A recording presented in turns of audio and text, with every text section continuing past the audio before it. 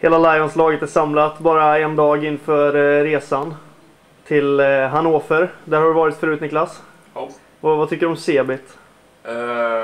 Inte så jättebra faktiskt. Mycket folk och högljutt. Men själva CS-turneringen tycker jag om. Annars inte så himla bra faktiskt.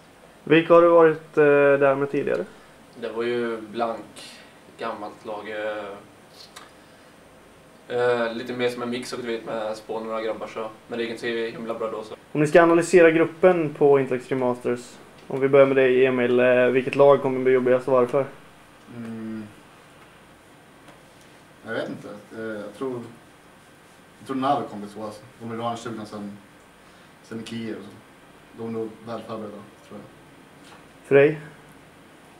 Vi sa, fan har vi WeMade i vår grupp? Ja. Ja, jag tror de en map mot koreaner. Man vet fan aldrig vad de är. Jag tror på dem. Rasmus? Ja, jag tror också Project KR blir jävligt jobbig. De är luriga som fan. Svårt kanske att möta dem eftersom att ni har lite svårare att pracka mot ett lag som är från Asien kanske. Ja. Björn? Ja, jag kan hålla med. Så, inte för att jag tror att de blir kanske svårast, men de är äckligaste möten på något sätt. För att man har ganska bra koll på de andra lagen. Men just de känns, som Gugg säger, de känns jäkligt luriga på något sätt. Man vet inte vad man har riktigt. Nico? Ja, jag håller med.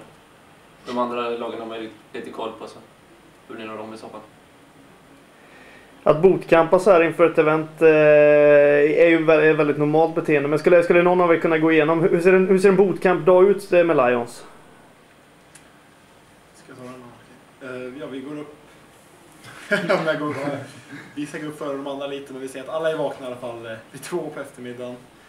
Kanske vi käkar lite, drar iväg till affären, handlar lite smått och gott. Sen börjar vi gibba vid kanske 3-4.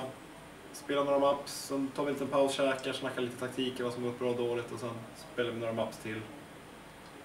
Och sen, ja, då är klockan kanske 12 till 2 på natten där brukar vi sluta då.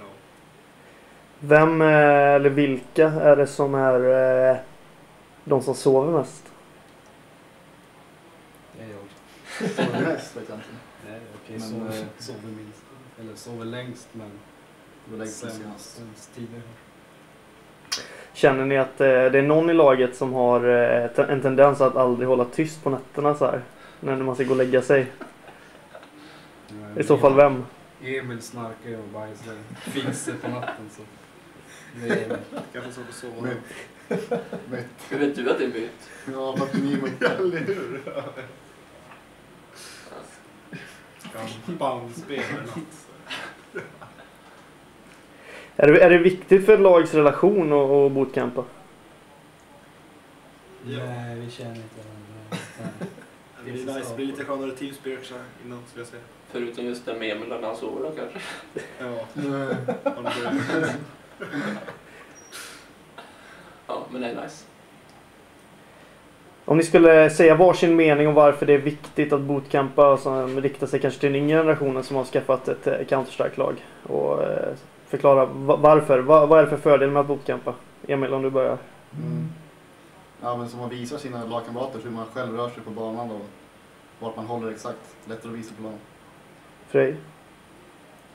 Jag tänkte precis säga att vad fan när man ser varandra skärmar så blir allt spelpris så jävla mycket lättare också. Så det blir mycket mer seriöst när man sitter bredvid varandra. Nicke slutar sitta på Facebook och sånt som jag är hemma mitt i matcherna. Så det är mer seriöst på bootcamp.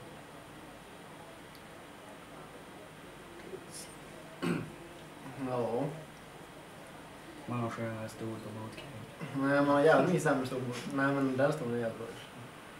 Ja, vad fan ska jag säga? Tror inte det påverkar? Det är ju mycket lättare att arbeta tillsammans då. Och man kan ju liksom visa vart man står någonstans och då kan man samarbeta mycket lättare. Eftersom de vet exakt vad man gör och hur man rör sig och ja, massa, jag vet inte fan, exakt det Emil sa. Det är mycket fokusering just nu kring själva CS-biten, men ni tror inte att det här sociala påverkar på något vis? Att ett lag som har kul ihop spelar bättre tillsammans? Nej, jag tror inte. Jag tror det är. Jag tror typ det är viktigt. Det är som alla andra lagsporter liksom. Det är Ja, nu är det lag e-sport då, men alltså lagkänslan är väldigt viktig liksom. När den dålig, då går det inte bra för laget, för de är tråkigt när man spelar och då är man sämst. Så jag tror det är väldigt viktigt. Nico, har du något att tillägga? Nej, de har nog sagt allt nu, tror jag. Så det är lugnt. Fy fan, vad tror du? Du är ju ålderäven i det här gänget, Nico. Vad tillför du i laget? Bra fråga. Konstigt nog så är det nog lite omogen humor faktiskt. Så delar det. Annars vet du fan, nu får du fråga dem igen kanske. Vad jag tillför. Ja, vad tillför Nico och Kristall? Inget. Man har någon att skylla på. Man har någon att skratta åt. Man har någon att lukta på som luktar skit. Sen... Nej. Det skrivs ju väldigt mycket mellan just er två in-game. Eller mycket... Ja, men han är så jävla ful. Men påverkar det positivt eller negativt när ni använder könsord till exempel och skriver till varandra? Det är positivt. Det taggar till. Jag är Emil, efter nyår så fick ni nytillskott i laget. Eller innan nyår kanske till och med. Hur har det påverkat? Ja, de påverkas speciellt mycket. Ni känner inte att ni har blivit bättre sen Gux kom Jo, in? vi har blivit bättre. Men själva spelet har inte blivit så annorlunda. Hade ni lika väl kunnat behålla Exist? Ja, om man tänker så. Det hade vi kunnat, men...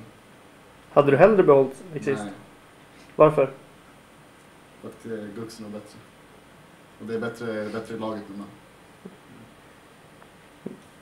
För att du som är en game leader, vad har du att säga om Gux förflyttning hit till Lions?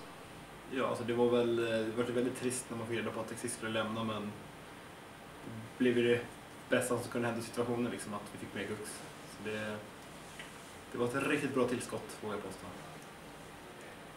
Högsta nivå i världen, skulle jag säga. Men om vi ska runda av här lite snabbt då. Vi har försökt täcka lite om med bootcamp-delen och sådär. Och om ni får tippa gemensamt topp 3 på finalerna. Vad tror ni är gemensamt om ni snackar ihop er 5 sekunder? Vilka ligger ni? Ja, ett av. Vi M3. Nej. MTV i finalen, jävla... FX kommer alltid trea på alla. Ja, FX kommer komma till det. Ja. Och sen tror jag vi tar NAV-final. Jag trodde Navi. Ja, de... Så Navi FX0 då? Vi Nej. NAV FX. Ja, men alltså topp 3 är obestämd. Eller var det bestämd ordning? Nej, jag kan ta bestämd ordning. Bestämd ordning. Veta, Navi 2 och FX3. Mm. Det är den Och slutgiltiga. MTV sist. Jävla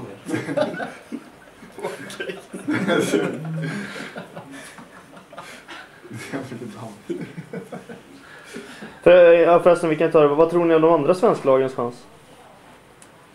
Ja, alltså SK känns ju hur osäkra som helst. Det kan ju gå hur bra som helst och hur dåligt som helst. Liksom, ingen vet, jag tror knappt de vet själva hur bra det kommer gå. Jag menar, visst det gick dåligt i Kiev, men det spelar så stor roll nu. Och sen har de ju inhoppare också, så att de känns ju som är lite 50-50. Jag menar, Fnatic, det kommer gå bra för Fnatic, tror jag. Jag vet inte om de vinner som de gjorde förra gången, men det kommer gå bra. Jag menar, de visade på att de var riktigt stabila i Kiev. Det är vad jag tror.